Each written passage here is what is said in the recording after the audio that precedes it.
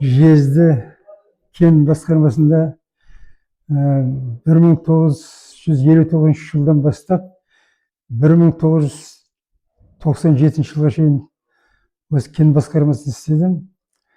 Алдымен пропшик болдым 2 жылдай, одан кейін оқуға түстім, жоғарғы оқу орнын бітірдім.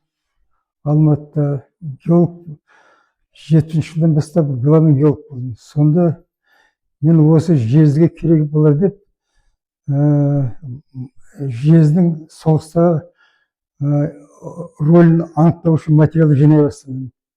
70 жылы Криворогқа командировка барған едім. Сонда жезде соғыс жылдары главный инженер болған Портнов деген кісінің үйіне барып, көп материалдарды суретке түсіріп алдым.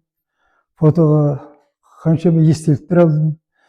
Міне соның бәрін осы Мәкең Төрегелді ағамызға бердім.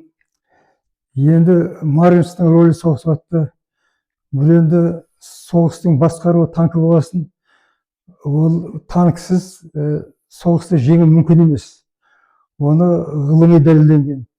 Соғыстағы сол танкілердің арқасында соғыс жылдары осы кен орнын Сәтбаевтың ұсынысымен ашып едік. Ашылған 38 күнде салынды. Ол кен орнын ашуға Бирман деген кісі, нарком қара металлургияның орынбасары, соғысын жіберді осы араға. Михайлов Николай Николаевичті, осында Федоровичті директор жіберді. Григорьев деген Ворошилов облысының бірінші КПС облыстық хатшысын осында жіберді.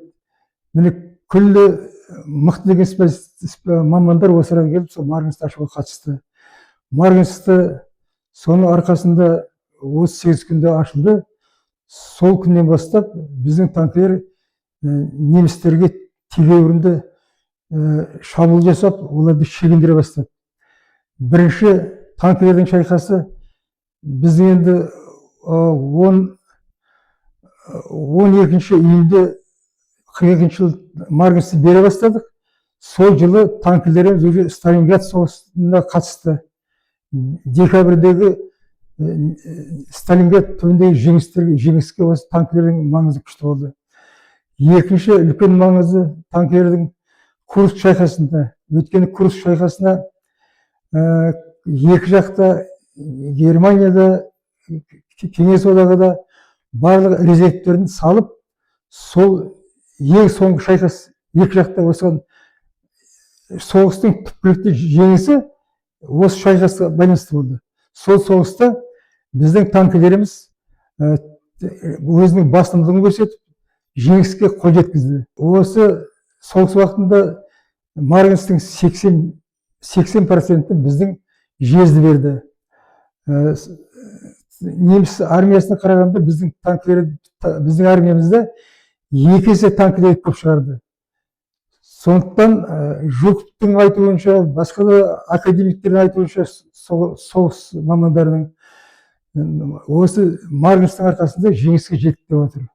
Оны мен өз көзіммен теледидардан Красная Звезда газетінің жеңіс жөнінде передачасында өз құлағыммен естідім. Сондықтан жезді бұл отан соғысында совет халқын өлімнен аман алып қалды деуге болады. Гитлердің соғыстан кейін табылған өте құпия 14-ші сейфінде сонда жазылған: егер немістер жеңгенде совет халқын 20 жылдың ішінде 120 миллионын газовый пеште құрту керек екен. Міне көрдіңіз бе, бұл кімнің арқасы? Бұл бірінші Сәтбаевтың арқасы. Екінші біздің осы жезді кенішінің арқасы. Үшінші осы бүкіл қазақ халқының арқасында. Сондықтан бұл жезді музейіндегі осы сақталып тұрған материалды біз мақтануымыз керек осынысымен. Өйткені дүние жүзінде фашизмді жеңген біздің үлесіміз мол болды былайша айтқанда. танкілер болмаса біз жеңілетін. Оны мен өзім кітабымда жеңілісті жеңіске жеткізген жезді марғасыз деп кітапта жаздым.